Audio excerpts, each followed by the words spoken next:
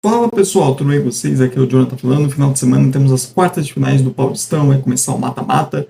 Jogo único na casa do time que foi a melhor campanha dentro do grupo, sem aquela vantagem de empate para quem tem a melhor campanha. Se terminar empatado é pênaltis. E vamos conhecer as quatro equipes que vão seguir para semifinais e vivas na luta pelo título paulista deste ano. Então, deixe o seu like no vídeo, se inscreva no canal se não for inscrito e dê aquela força, divulgando esses e demais vídeos para ajudar quem está começando. Bora lá começar pela ordem dos grupos, né? Na ordem que foi os grupos.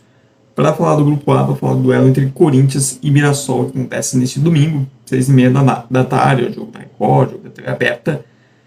E um jogo que ganhou novos ingredientes depois desse meio de semana, né? A maneira como o Corinthians se classificou para a Libertadores, jogando muito mal, sofrendo demais contra uma equipe de nível muito abaixo financeiro e técnico, coloca uma pressão ainda maior para o Corinthians nessa partida, de não só se classificar, mas de dar uma resposta naquele desempenho e postura. Os jogadores no final do jogo foram ali tentar comemorar com a torcida e tudo mais, e escutaram gritos de cobrança, e especialmente do ponto de vista defensivo. Um Corinthians que defensivamente vem sendo um caos isso o Paulistão inteiro e os jogos da Libertadores só deixaram isso muito mais claro, e o Corinthians também marcado pela perca de gols. Então vamos ver como vai ser essa postura do Corinthians, se o Ramon vai repetir o time, se podemos ter mudanças, já que também o Corinthians provavelmente na quarta-feira, vai jogar lá no Equador, então depois tem uma viagem muito longa. Contra o Mirassol, que terminou a primeira fase muito em baixa, porém demitiu o Barroca, e o Mirassol contra o Palmeiras já foi um time que já deu uma resposta diferente, já mostrou-se bem mais competitivo, e tendo uma semana livre de treinos, por mais que seja um técnico interino, eu acho que é o Mirassol que vai chegar melhor para esse jogo contra o Corinthians que estava na reta final da primeira fase. Sobre o Mirassol, tem algumas coisas que me pegam um pouco, principalmente quando esse time precisa jogar de maneira mais defensiva. A falta de características, jogadores com essa característica de segurar mais, sabe, ter mais força defensiva. O meio-campo do Mirassol é um meio-campo que geralmente formato Neto Moura, Danielzinho e Gabriel. Pô, qualidade técnica. Um meio-campo que gosta de jogar com a bola nos pés. Mas para jogar mais atrás, para ter que marcar mais, cobrir espaços maiores, não é um meio-campo muito competitivo. Não são jogadores com poder de marcação muito grande, poder de combate físico. Contra o Corinthians, que tem um meio-campo de muita qualidade. Essa batalha do meio-campo vai ser muito importante nesse jogo. Porque para o Mirassol ter chance, não vai bastar apenas explorar as fragilidades defensivas da zaga do Corinthians, que são muitas. Vai precisar não sofrer muito na defesa. E o time do Mirassol é um time que sofre bastante defensivamente, porque não tem um meio-campo que consegue segurar, isso desemboca numa linha defensiva que também tem seus problemas. Lembrando que o lateral esquerdo do Mirassol é o Rinaldo, que na última temporada do Grêmio sofreu demais do ponto de vista defensivo. Então aí você tem uma questão importante, né? Você já tem um meio que não é tão combativo e você tem problemas na sua linha de defesa. E se o Mirassol quiser competir, se quiser eliminar o Corinthians, ele vai precisar fazer um jogo mais seguro defensivamente que vem sendo no campeonato, né? Porque é um time que tem qualidade ofensiva. O Mirassol fez 21 gols na primeira fase do Paulista, foi um dos melhores ataques. Só que sofreu 21. Então, é uma gangorra. Contra o Corinthians, que também tem muitos problemas defensivos. A zaga do Corinthians está muito instável, especialmente o André Ramalho. Porém, é um time que tem muita qualidade no ataque. E eu acho o Corinthians favorito, mesmo depois da atuação ruim, mesmo o Mirassol também vindo mais descansado. Muito por isso. São dois times que têm problemas defensivos, mas são dois times que têm bons jogadores, têm boa capacidade de criação. E eu acho que a qualidade técnica do Corinthians tende a fazer uma diferença no final. Indo para o próximo grupo, grupo B, a gente tem a reedição do confronto do último Paulista, né? A semifinal do ano passado foi Santos e Red Bull Bragantino, jogo na Neoquímica Arena, um 3-1 para o Santos, e agora os times se enfrentam nessas quartas de finais. Equipes que passaram por histórias um pouco parecidas na competição, né? Os dois começaram muito mal, os dois mostrando muitos problemas defensivos, mas na reta final, dois times que reagiram, dois times que conseguiram emplacar a sequência de vitórias e conseguiram fazer o suficiente para se classificar. Deu a sorte também ter caído num grupo mais excessivo, né? Guarani e Portuguesa também não estavam com campanhas tão fortes assim para ameaçar a classificação de um deles. E agora o segundo jogo na Vila Belmiro, Santos em casa tem essa vantagem. Red Bull Bragantino tem um histórico de momentos assim de pressão contra grandes clubes fora de casa, ele não conseguiu corresponder. Quase foi eliminado na Copa do Brasil, apesar dos pênaltis, sofrido para passar pelo Souza. Tem a questão física de uma viagem longa para Paraíba, você não tem que jogar domingo à noite contra o Santos, o jogo vai ser 15 para as 9 no domingo. Puta que pariu, que horário péssimo. E essa questão física pode pesar bastante, como o Santos que vai chegando mais em alta. É um Santos que defensivamente ainda não passa aquela segurança? Até porque os times do Pedro Caixinha também demoram a engatar nesse sentido. Mas é o Santos que vem, principalmente do ponto de vista ofensivo, crescendo, né? Porque você tem o Guilherme, o Amado, que fez uma grande primeira fase, principalmente o melhor jogador da primeira fase do Paulista. E você tem o Neymar pegando cada vez mais forma. E aí você tem dois diferenciais muito grandes. O Tiquinho ainda oferecendo apoio no pivô, contra uma defesa do Red Bragantino que ainda não passa a grande confiança. E você tem que confiar no goleiro Cleiton em grandes jogos, também é um problema. Mas o Red Bragantino pode muito bem explorar essas deficiências defensivas do Santos, explorar mais essa transição. Então eu acho que é um jogo interessante, né? São dois times que cresceram na reta final, mas, por exemplo, o Santos vem numa sequência de vitórias, principalmente contra times fracos, né? Água Santa, Noroeste e Inter de Limeira, os três piores times do campeonato. Então, essa defesa não foi testada nesses jogos. Ela vai voltar a ser testada agora. Vamos ver se houve de fato uma evolução ou se ainda vai ser o time inseguro que se mostrou durante boa parte da primeira fase. O Red Bragantino, esse mais foi mais testado na última rodada. Por exemplo, contra a Ponte Preta, estádio lotado fora de casa. Mas vai ser um importante teste também. É um Red Bragantino que foi melhorando, mas também não passa aquela segurança toda ainda. Então, a expectativa é um jogo bem aberto, até pela característica dos times. Um pouco também tem a expectativa de Corinthians e Mirassol também ser um jogo aberto. Né? Os dois jogos do domingo tem essa expectativa, porque são equipes que têm coisas parecidas, como os problemas defensivos e como você ter bons ataques que criam volume. E o Red Bragantino ainda tem o problema de ter um ataque que perde gols. Então, acho que o Santos tem o favoritismo de estar jogando em casa, tem o favoritismo do Red Bragantino, tem um histórico de não conseguir desempenhar nesse tipo de cenário, e você tem uma diferença técnica. Né? Se o Red Bragantino, por exemplo, criar e não conseguir fazer gol, o Santos tem um Neymar e um Guilherme em alta para poder fazer esses gols. Isso faz diferença.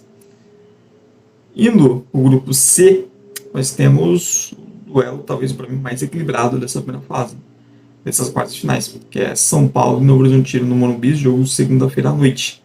Pelas características das equipes. São duas equipes que não fizeram grandes primeira fase, que já tiveram desempenhos melhores e oscilaram um pouco. Um São Paulo que tem muita qualidade ofensiva, você tem um quarteto ofensivo muito bom, apesar do Caleri destoar mais, que se desempenha, a falta de gols, né? O Luciano, um bom jogador, e principalmente o Lucas e o Oscar. O Oscar a qualquer momento pode deixar um pé na cara do gol, e o Lucas é o principal jogador de São Paulo. O segundo turno dele no Brasil não foi muito bom, continua ainda em alto nível, mas é o São Paulo que, assim, o peso dos quatro juntos, em alguns momentos, está sendo pesado, principalmente do ponto de vista defensivo.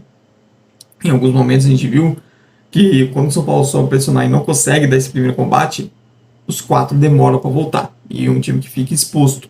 E um São Paulo que tem como volantes, por exemplo, Alisson e Pablo Maia, que não são jogadores também com essa característica de super marcadores, super físicos, são jogadores mais de qualidade técnica. E não vai ter o Pablo Maia. O Pablo Maia é um grande desfalque. Vamos ver qual vai ser a opção do Beldia, que chega muito pressionado, porque se for eliminado, esse aí é um que corre muito sério risco no emprego. E é um São Paulo que vem sendo muito exposto defensivamente. Você tem um jogo no Galo Clube, tomou 3 gols, né? E um Galo brigou contra o rebaixamento. Então, um São Paulo que chega pressionado, é um São Paulo que tem problemas contra equipes que conseguem atacar melhor essa transição defensiva. O jogo contra a Ponte Preta foi um exemplo disso. Mas é um São Paulo que, ao mesmo tempo, é isso. Tem muita qualidade ofensiva. E isso pode fazer diferença a qualquer momento. Numa jogada, o Lucas e os caras são caras que conseguem decidir isso a todo momento. E eu imagino que o estádio vai estar bem cheio também. Mas é um São Paulo que tem essa questão aí. Essa transição defensiva, como se defende, é um problema. E pega um Novo Horizontino que gosta disso. Lembrar que no ano passado o Novo Horizontino eliminou o São Paulo. O jogo foi 1-1 e nos pênaltis do Novo Horizontino. Então uma revanche, querendo ou não, ainda mais também foi nas quartas de finais. Contra o Novo Horizontino, que ainda tem o seu melhor momento, o seu momento mais confortável, quando ele pode jogar no contra-ataque. É por isso que eu espero um jogo que é perigoso para o São Paulo. Para mim, mais equilibrado também por isso. Porque o problema do São Paulo, que é a transição defensiva, bate justamente com uma qualidade do Novo Horizontino, que é a capacidade de contra-atacar. Venceu o Palmeiras de virar na primeira fase nisso. Contra o Corinthians, um jogo atípico, o Corinthians foi bastante reserva, mas foi um time que foi melhor, criou bastante. Contra o Santos foi um jogo competitivo. Os melhores momentos do Novo Horizontino são justamente contra os grandes, que é quando ele tem a oportunidade de jogar mais fechado na defesa e de explorar a velocidade. E tem opções de mais velocidade no ataque. Pablo Diego, Robson, Bruno José, Matheus Friso, que tudo bem que é mais um meio campista. O próprio garoto Pedro Balotelli saindo do banco, apesar de um jogo um pouco mais físico, também tem capacidade de atacar as costas. E é um Novo Horizontino que nesse Paulistão vem querendo, tentando mudar um pouco as características do seu time, né? A janela de transferência, pô, você trazer um Oyama, um Fábio Matheus para volante, você vê que existe uma ideia de tentar ser um time que consiga ter mais a posse. Você tem o Vagninho, que era um ponta, sendo transformado em ala.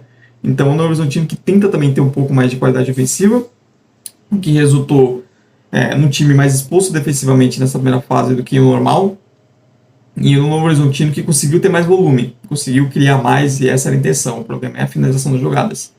Como eu falei, o jogo contra o Corinthians, por exemplo, é um exemplo disso. O Horizontino criou para vencer com facilidade, mas não conseguiu. Jogos contra Belo Clube, Ponte Preta, mesma situação. O Novo Horizontino criou, teve domínio da posse, empurrou o adversário, não fez o gol e não ganhou nenhum dos dois jogos. Mas vai ter seu cenário favorito, né? Então a gente vai ter um São Paulo que vai precisar ter muita atenção sem bola, que vai precisar que o quarteto de frente combata muito mais e quando o time perder a bola, volte bem mais rápido, porque se for mais um cenário de que você ficar em vários momentos com menos 4 jogadores do ponto de vista defensivo, é um São Paulo que pode sofrer bastante com os contragolpes do Novo Horizontino, que é um time rápido nisso. E vamos ver se o Novo Horizontino, né? Porque não é como o Jordi também já teve momentos melhores no gol, é um time que já foi mais seguro defensivamente, mas é um jogo bem equilibrado. Se eu botasse um jogo que pudesse ter, por exemplo, o time visitante ganhando, eu apostaria nesse. E o último confronto, que é o do grupo D, que acontece no sábado, que é o primeiro na ordem, o São Bernardo recebe o Palmeiras no 1º de maio. Duas das melhores campanhas da primeira fase. Mais uma vez o São Bernardo acontece isso, só que dessa vez ele foi primeiro e tem a vantagem no mando, né? Porque anos recente até o São Bernardo fez a segunda melhor campanha e ele caiu justamente no grupo do Palmeiras, que foi a primeira. E agora fez, acho que na segunda melhor campanha, o Palmeiras foi a terceira. O São Bernardo também tem um azar nisso, né? Mas é um jogo que eu vejo o Palmeiras como favorito, porque é um Palmeiras que não, hierarquia, capacidade de alguns jogadores. É um Palmeiras que jogou bem na fase? Com certeza não. Não jogou bem em quase nenhum jogo. Um Palmeiras que, do ponto de vista ofensivo, parece ser uma continuação da reta final do ano passado, um time muito independente da individualidade, especialmente do Estevão, e um time que cruza muito bola na área. Nossa, se não está dando certo de primeira, é um show de bola na área, e um Estevão que quando está bem marcado, sente falta, ele até ajuda, né? Porque em alguns momentos é realmente o Estevão pegar a bola, driblar 3, 4 e tentar fazer algo. E sente falta de ter mais companheiros ajudando e ter mais companheiros em bom momento, né? O Rafael Veiga precisa mostrar mais, o Fábio Lopes, outros jogadores também estão devendo atuação. Falta mais ajuda para o Estevão, o jogo ficar menos centrado nele, porque contra grandes adversários a gente está vendo que ele tem mais dificuldade de conseguir produzir justamente nisso. Se dobra em cima dele, não tem quem ajude e mata o jogo do Palmeiras, que vira só chuveirinho e bola na área. Mas ao mesmo tempo, eu vejo um Palmeiras que sofreu um pouco menos defensivamente. Mas vai ter um cenário de jogo onde a gente vai ter o Palmeiras tendo mais a posse, tendo que criar contra o São Bernardo mais fechado, e o São Bernardo apostando muito mais nos contragolpes. O São Bernardo, que é um bom time, é bem treinado pelo Catalá, o Catalá que vem se firmando como um bom técnico aqui para o interior de São Paulo, e times de Série C, até mesmo Série B. E assim, os times do Catalá gostam de ter a bola, sabem o que fazer com a bola. Então eu espero um jogo equilibrado, um São Bernardo que eu não acho que vai ficar todo o tempo com a bunda no chão, um time que vai tentar jogar bola também. E vamos ver, acho que o São Bernardo vai depender muito da capacidade defensiva de limitar as ações de Estevão e forçar o Palmeiras a bola aérea. Porque esse é o cenário mais confortável do Palmeiras. Quando o Estevão não consegue decidir, quando a individualidade não aparece, o time fica jogando chuveirinho a todo momento. E acaba ficando nervoso e acaba também abrindo espaço para os contra-ataques. E acho que o São Bernardo, para ter chance, vai precisar ter um jogo defensivo muito bom, muito melhor do que fez, por exemplo, contra o São Paulo na última rodada e tudo mais, para conseguir bater de frente com esse Palmeiras, que é muito difícil de derrotar. Mesmo o Palmeiras jogando bem, é um time muito difícil de você ganhar, que é um time que tem uma mentalidade vencedora, é um time que tem uma capacidade de se manter vivo nos jogos, que mesmo sem jogar bem, sem empolgar, ainda assim ele consegue ir se mantendo. Então, para o São Bernardo ter chances, vai precisar isso, ter uma boa atuação defensiva e saber aproveitar as oportunidades. Se você pega o Palmeiras e você não aproveita a oportunidade que ele te dá, ele, no final, isso cobra um preço caro.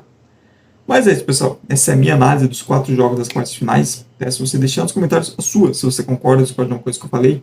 E não esqueça também de dar like aqui no vídeo e de se inscrever no canal. Muito obrigado mesmo por você que veio até o final. Tchau, tchau e até a próxima.